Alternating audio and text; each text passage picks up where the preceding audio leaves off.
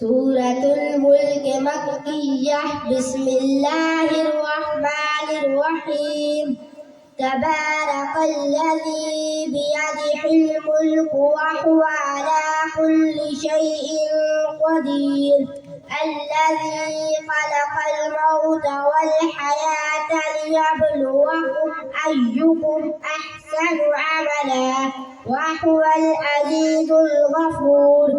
الذي خلق 7 سماوات طباقا ما ترى في خلق الرحمن من تفاوت فارجع البصر هل ترى من فطور ثم ارجع البصر كرتين ينقلب إليك البصر خاسئا وهو حسير. ولقد زينا السماء الدنيا بمصابيح وجعلناها رجوما للشياطين وأعتدنا لهم عذاب السعير. وللذين كفروا بربهم عذاب جهنم فبئس المصير. إذا ألقوا فيها سمعوا لها شهيقا وهي تفور تكاد تميز من الغيظ كلما ألقي فيها فوج سألهم خزنتها ألم يأتكم نذير قالوا بلى قد جاءنا نذير فكذبنا وقلنا ما نزل الله من شيء إن أنتم إلا في ضلال كبير.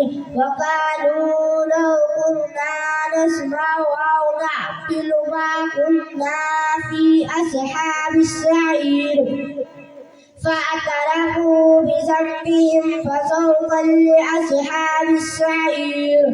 إن الذين يخشون ربهم بالغيب لهم مغفرة وأجر كبير.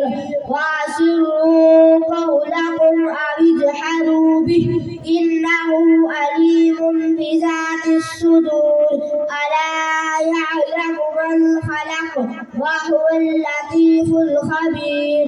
هو الذي جعل لكم الأرض ذلولا فامشوا في مناكبها وكلوا من رزقه وإليه النشور.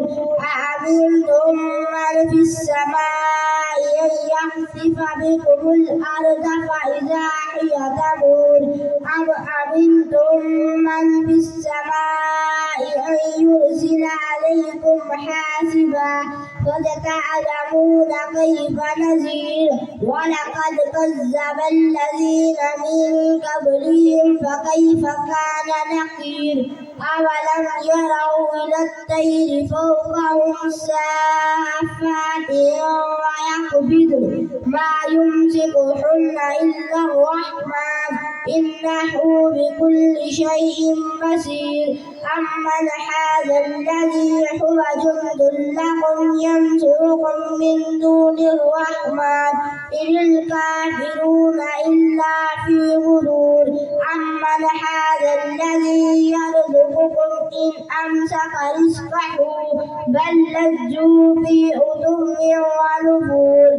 أفمن يمشي مكبا على وجهه أحدا أمن يمشي سويا على صراط مستقيم. قل هو الذي أنشأكم وجعل لكم السمع والأبصار والأفئدة قليلا ما تشكرون. قل هو الذي زرعكم في الأرض وإليه تحشرون. ويقولون متى هذا الوعد إن كنتم صادقين. قل إنما العلم عند الله وإنما أنا نذير مبين.